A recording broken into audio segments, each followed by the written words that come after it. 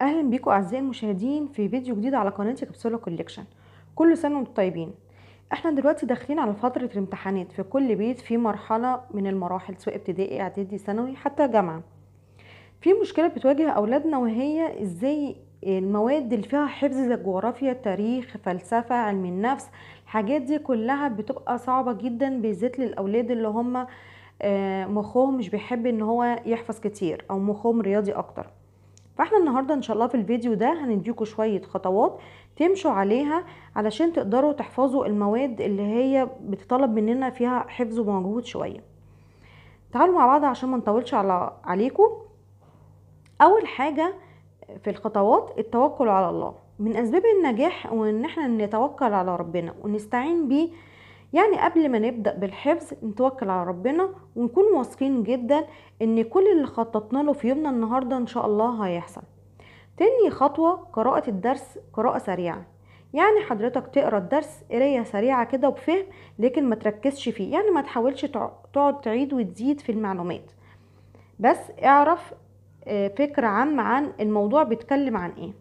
تالت حاجة حط عناوين فرعية للدرس. يعني قسم الدرس لعناوين فرعية. يعني مثلا الجزء ده بيتكلم عن حاجة معينة يبقى احط له عنوان معين واشوفه بيتكلم عن ايه، والعنوان يمشي مع الباراجراف اللي انت قاريه علشان تفتكره.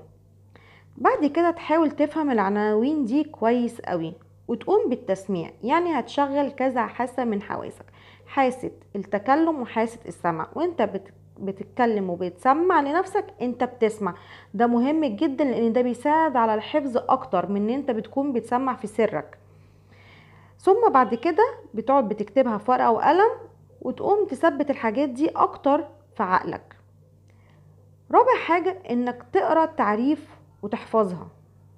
تقرأ كل المصطلحات والتعريف اللي تحتها العناوين اللي انت حطيت تحتها خط، وتحاول تفهم المعلومة دي بتتكلم عن انهي جزئية، وتحط برضو عنوان للجزء اللي انت حفظته والتعريف بتاعه. وهكذا كل الدرس تمسك باراجراف باراجراف وتقسمه العناوين وتشوف كل عنوان بيتكلم عن ايه.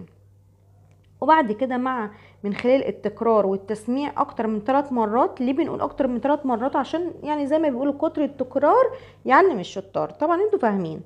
وبعد كده بيخليك ان انت يبقى عندك انتهاء من الدرس بشكل كامل، ان انت استوعبت الدرس. كل ما يكون الدرس بتقسمه لاجزاء صغيرة وفيها عناوين، ده بيساعدك ان انت ترجع للدرس مرة تانية وبتفتكره بشكل اسرع. خامس حاجة ان انت تستخدم الخرائط الذهنية. يعني ايه خرائط الذهنية؟ يعني ان انت مثلا بعد ما بتنتهي من حفظ الدرس وبتكرره كذا مرة زي ما قلنا في الخطوات اللي فاتت، بتقوم تحط ملخص كامل للدرس. ده بقى بيكون بايدك طبعا او في خلال من خلال خريطة، سواء بقى اسهم طالعه اسهم خارجه، دايره وخارج منها ده دايره كبيره خارج منها دوائر صغيره، على حسب الدرس اللي انت بتتكلم فيه. يعني مثلا اذا كان حاجه تاريخيه، مثلا هنقول مثلا معركه كذا، هنخرج من المعركه دي نعمل لها دايره ونقسمها بقى كان مين ضد مين وسنه كام وكان ايه الاحداث بتاعتها. تخرج من كل دايره منها سهم وتعمل دايره بسيطه. بعد كده بتحط العناوين دي اللي انت قسمتها في الدرس، تحطها وتستخدمها باسهم واطارات، مربع، مستطيل، بقى تلون، اعمل اللي انت عايز تعمله في الخريطه بتاعتك دي. ده هيكون بيسهل عليك جدا وانت بتراجع الدرس في ليله الامتحان. سادس حاجه هي المراجعه. عشان تثبت الدرس كويس قوي في عقلك، من المهم جدا ان انت كل فترة تقعد تعيد وتزيد في الدرس. يعني مثلا كل اسبوع لو فاضل لسه شوية عن الامتحان، بتقعد كل شوية كل اسبوع تقعد تراجع الدرس ده من اوله لاخره، لان اكيد هتكون بتلاقي حاجات بتقع منك. فانت من خلال المراجعة بتاعت كل اسبوع دي هتلاقي ان انت بتثبت الدرس مرة على مرة، هيثبت في دماغك كويس جدا. وده بيكون طريقة كويسة جدا ان انت تسترجع المعلومات بتاعتها في ليلة المراجعة.